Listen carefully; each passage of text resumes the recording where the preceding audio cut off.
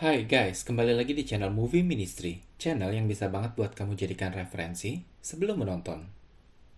Film yang akan kita bahas kali ini adalah sebuah film drama biografi yang berjudul The Pianist. Diambil dari buku yang berjudul sama karya penulisnya sendiri, Władysław Szpilman, film ini menceritakan perjalanan hidupnya di tengah kekejaman Perang Dunia Kedua. Film yang tayang perdana pada Festival Film Cannes 2002 ini berhasil mendapat berbagai review positif dari para kritikus film. Bahkan masuk dalam jajaran box office Hollywood dan sukses mengantongi lebih dari 120 juta US dollar sejak kemunculannya. Kamu penasaran dengan film yang satu ini? Mari kita mulai.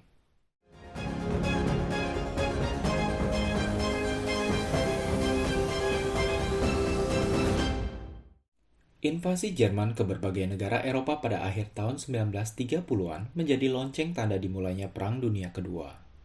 Salah satu negara yang diserang kala itu adalah Polandia, yang tak lain adalah negara tetangganya sendiri.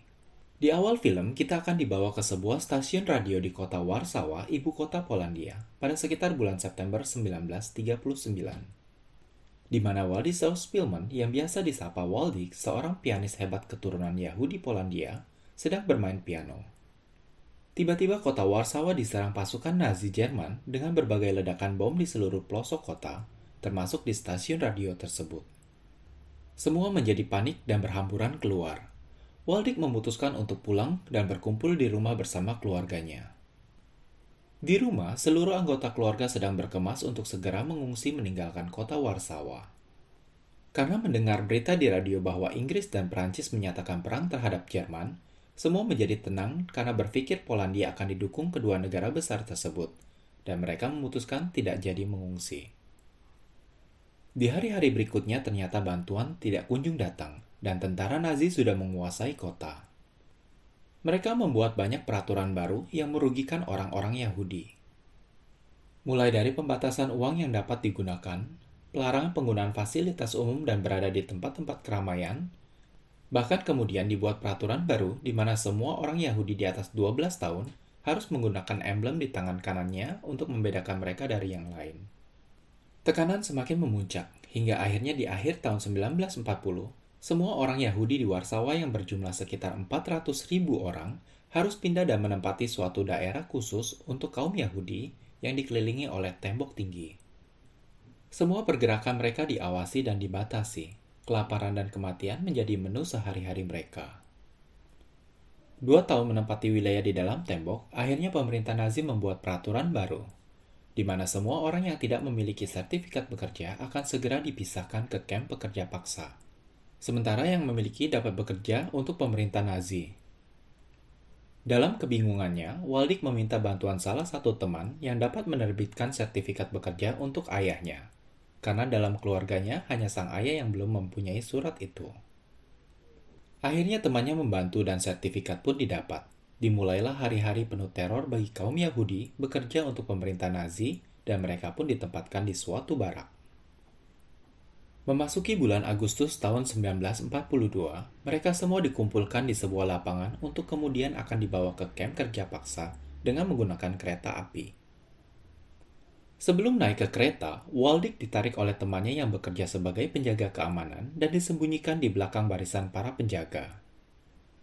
Teman-temannya meminta Waldik segera pergi dari sana tanpa menimbulkan kecurigaan. Rupanya ia baru saja diselamatkan dari kematian.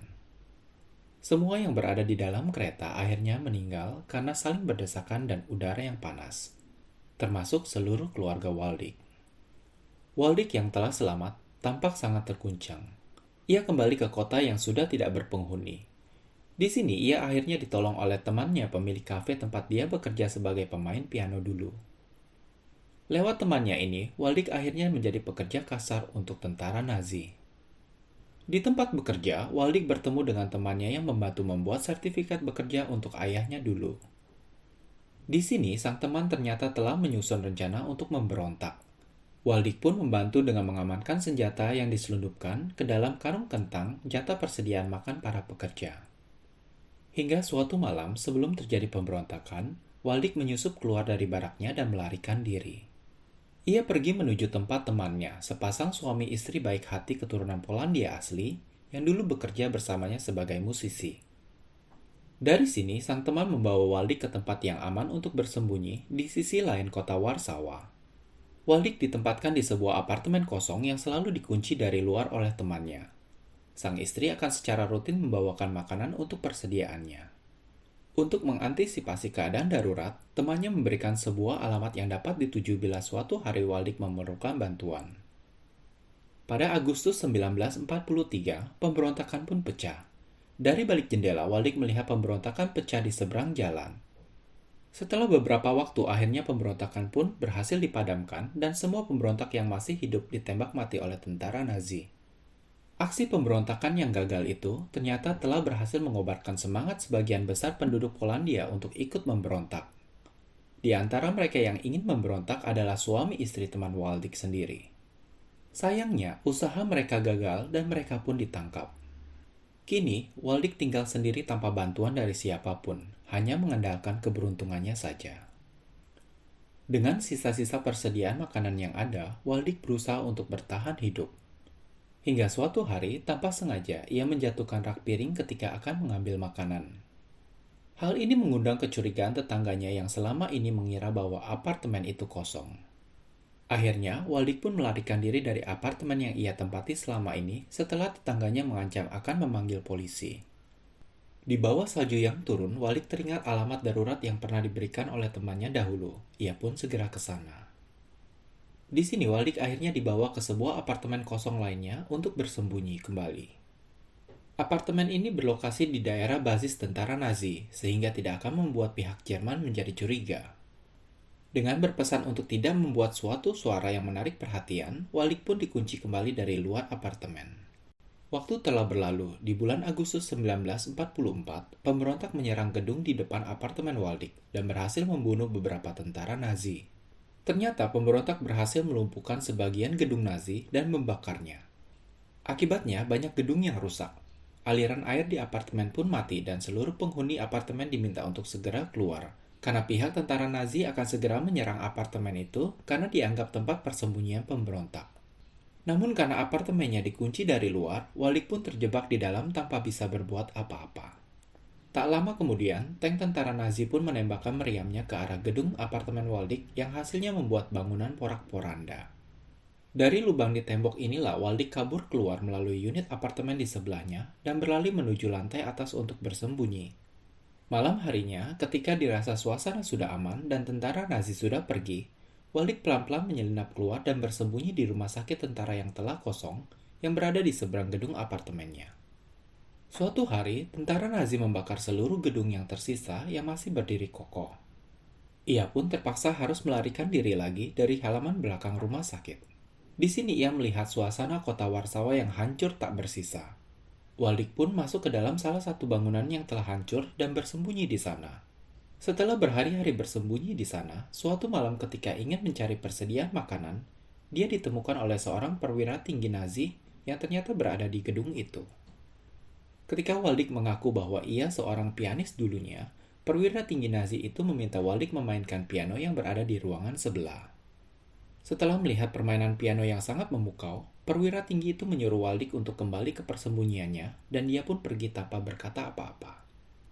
Tidak berapa lama kemudian, perwira tinggi Nazi itu memindahkan seluruh kantornya ke gedung tempat Waldik berada. Secara diam-diam, tanpa diketahui siapapun, ia sering pergi ke loteng tempat Waldik bersembunyi hanya untuk memberinya makanan. Berminggu-minggu telah berlalu sampai akhirnya tentara Nazi berhasil dipukul mundur. Seluruh pasukan Nazi telah meninggalkan kota. Sebelum pergi, perwira tinggi itu memberikan makanan kepada Waldik untuk terakhir kalinya. Sewaktu melihat kondisi Waldik yang menyedihkan, ia pun memberikan mantel tentaranya kepada Waldik supaya tidak kedinginan. Hingga suatu pagi, sebuah mobil dengan lagu kebangsaan Polandia dan berbendera Polandia berjalan di depan gedung. Di sini Waldik tahu bahwa perang telah usai dan ia bisa segera keluar meninggalkan gedung. Karena mantel yang ia kenakan, ia disangka seorang perwira Nazi. Akhirnya setelah ia menjelaskan bahwa ia seorang Polandia keturunan Yahudi, ia pun diselamatkan. Keadaan pun kini telah berbalik. Pasukan Nazi yang tersisa sekarang menjadi tawanan perang oleh tentara Polandia dibantu dengan Rusia. Di akhir film, kita diberitahu bahwa Władysław Szpilman melanjutkan hidup di Warsawa hingga ia meninggal di tahun 2000 dalam usia 88 tahun. Dan perwira tinggi Jerman yang membantunya adalah Kapten Wilhelm Hosenfeld yang meninggal di kamp tahanan perang Rusia pada tahun 1952. Dan film pun tamat. Nah guys, begitulah alur cerita film The Pianist. Film di mana kita dapat melihat betapa sebuah perang dapat menghancurkan segalanya dan selalu rakyat yang menjadi korbannya.